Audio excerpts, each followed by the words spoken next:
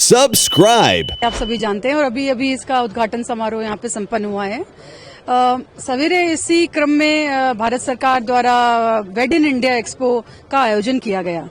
तो जैसा कि आप जानते हैं कि राजस्थान में वेडिंग से रिलेटेड बड़ी संभावनाएं हैं। बहुत बड़ी संख्या में यहाँ सेलिब्रिटी वेडिंग्स वगैरह हो रही हैं। तो उससे प्रत्यक्ष एवं अप्रत्यक्ष रूप से रोजगार का जो भी बल मिलता है, हमारा लोकल प्रोड्यूस, लोकल लोग, यहीं के युवाओं को भी रोजगार मिलता है। तो निश्चित रूप से जो वेड इन इंडिया वाला एक्सपो है, उसी थीम को लेके हम ये पूरे प्रोग्राम में चले हैं। और अभी आपने जैसे कल्चरल प्रोग्राम भी देखा होगा, तो उसको भी हमने उसी तरह से क्यूरेट किया, जिसमें पूरा वेडिंग किस तरह से होता है, हमारे क्या रीति रिवाज हैं, राजस्थान की क्या पारंपरिक पोशाक हैं, किस तरह के जो है गान, किस तरह के यहाँ पे संगीत चलता है, कौन से गाने होते हैं।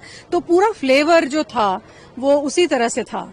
तो अभी इसी पूरे प्रोग्राम में देशी और विदेशी वेडिंग प्लानर्स भी आए हुए हैं।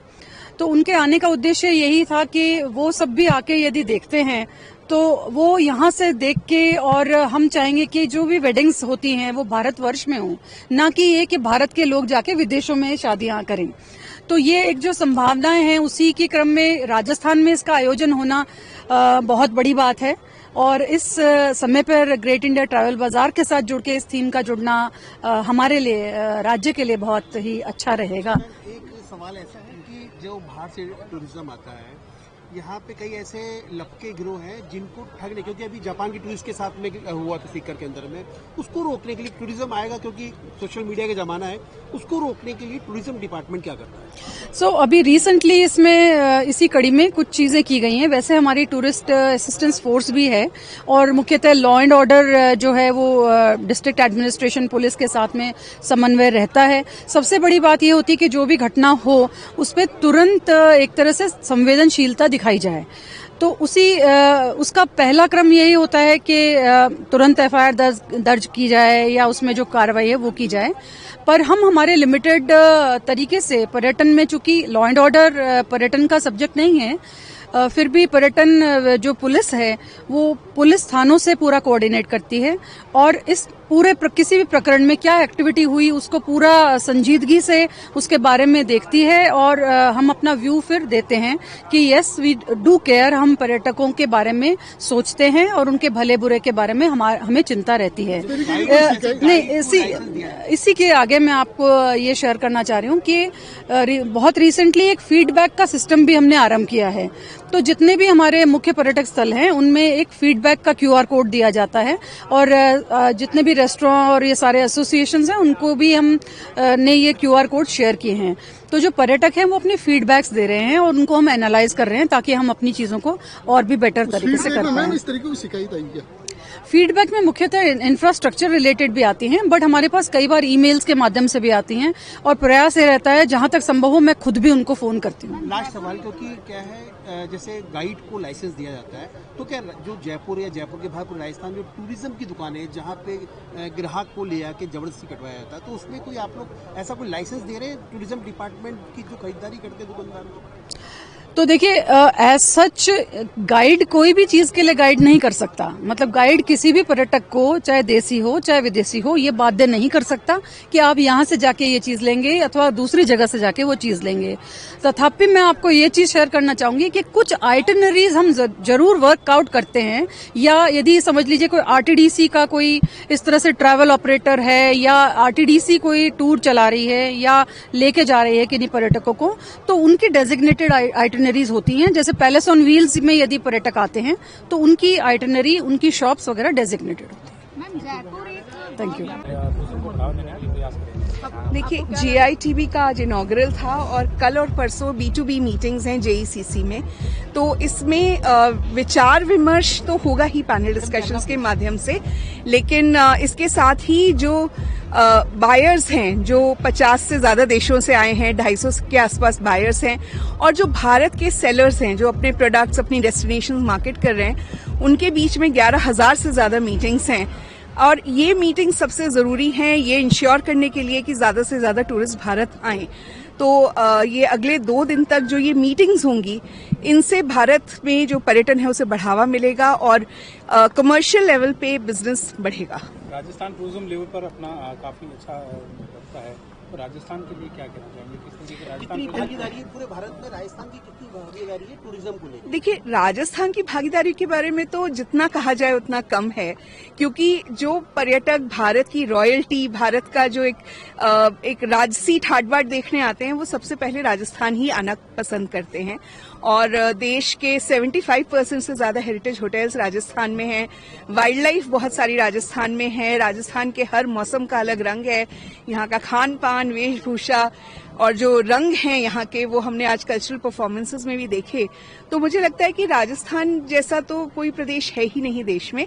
लेकिन इसके साथ ही ये भी सच है कि देश के हर हिस्से की अपनी सुंदरता है, देश के हर हिस्से का अपना यूएसपी है। और आज के समय में जो पर्यटक हैं वो कुछ गिनी चुनी जगहों पर आ रहे हैं। तो ये पर्यटन मंत्रालय का ये एंडेवर है कि हम लोग देश के जो कम जाने हुए जो प्रदेश हैं, जो कम जानी हुई जगह हैं, उनके बारे में विदेशियों को बताएं, विदेशी बिजनेसेस को बताएं, ताकि वो वहां भी अपने टूरिस्ट ले जा सकें। इसको ध्यान में रखते हुए अभी पिछले साल हम लोगों ने एक विजयवाड़ा में कृष्णावेनी संगीत निर्जनम करके एक फेस्टिवल किया, जिसमें हमने आंध्र प्रदेश के कम जाने हुए जगहों के बारे में बात की। हर साल हम international tourism mart for north east करते हैं, जहां हम नॉर्थ ईस्ट के जो स्टेट्स हैं, जो हमारी अष्टलक्ष्मी हैं, उनके बारे में बात करते हैं। वहां के लोकल एंटरप्रेन्योर्स आते हैं, विदेशी बायर्स आते हैं। और आपको जानकर प्रसन्नता होगी कि इस साल बहुत सारे ग्रुप टूर्स जो हैं मलेशिया से, सिंगापुर से नॉर्थ ईस्ट में आए हैं। और इसके अलावा पर्यटन मंत्रालय काम कर रहा है क्रूज टूरिज्म पर, और जो हमारे क्रूज पोर्ट्स हैं जहां क्रूजर्स आते हैं, उनके आसपास नए प्रोडक्ट्स डेवलप किए जा रहे हैं, मार्केट किए जा रहे हैं, ताकि क्रूज के माध्यम से जो टूरिस्ट भारत आ रहे हैं वो भारत को और जाने और उनके मन में ये इच्छा हो कि हम भारत दोबारा आएं। तो रिपीट टूरिस्ट के लिए भी हम कोशिश कर रहे हैं। राजस्थान टूरिज्म को भी बढ़ावा मिलेगा, एक बैक टू बैक मीटिंग होगी, दोनों एक दूसरे का समय में रहेगा। देखिए, जैसा कि आप जान रहे हैं, ये पर्यटन विभाग जो राजस्थान का है, उनका एक स्पेशल इनिशिएटिव है ग्रेट इंडियन ट्रैवल बाजार। फिक्की और मिनिस्ट्री ऑफ टूरिज्म के साथ मिलकर के हर वर्ष अपन आयोजित करते हैं। ऑब्जेक्टिव ये है कि राजस्थान में विदेशी पर्यटकों की संख्या हम कैसे बढ़ाएं। और जैसा कि आपने देखा है, करीब 52 कंट्रीज से 240 फॉरेन टूर ऑपरेटर्स आए हैं। और जो राजस्थान के और पूरे कंट्री के जो काफ़ी जो सेलर्स हैं, जो टूर ऑपरेटर्स हैं, होटल्स चेन वाले लोग हैं, उनकी जो सारी हमने मीटिंग्स, करीब 10,000 से ज़्यादा 1-to-1 इनकी मीटिंग्स 2 दिनों में शेड्यूल की है। तो ऑब्जेक्टिव ये है कि आने वाले टूरिस्ट सीजन में किस तरह से हम बाहर के विदेशी टूरिस्ट की संख्या अपने राजस्थान में, इंडिया में बढ़ाएं। और आपने जैसा कि देखा होगा कि इस बार हमने थीम वेड इन राजस्थान वाली थीम रखी है, कि राजस्थान शुरू से ही एक बहुत ही वेडिंग्स के हिसाब से प्रेफर्ड डेस्टिनेशन रहा है। बड़ी बड़ी सेलिब्रिटी वेडिंग्स भी यहाँ पे हुई है, जिससे कि दूसरे लोगों में भी एक बहुत अट्रैक्शन बढ़ा है।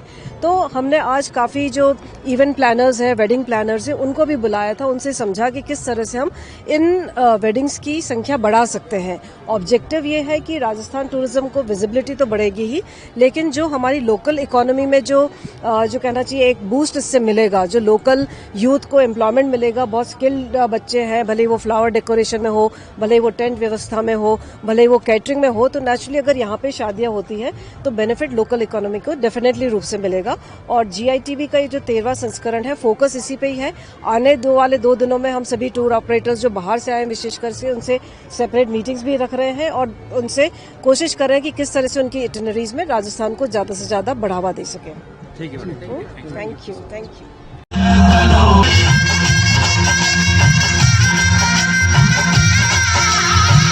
में डिजिटल मार्केटिंग, आप इनक्रेडिबल इंडिया पोर्टल देखेंगे तो आप देखेंगे, और हमारा सोशल मीडिया देखेंगे इनक्रेडिबल इंडिया का, तो आप देखेंगे बहुत सारी नई नई जगहों के बारे में, नए एक्सपीरियंसेस के बारे में हम बात करते हैं।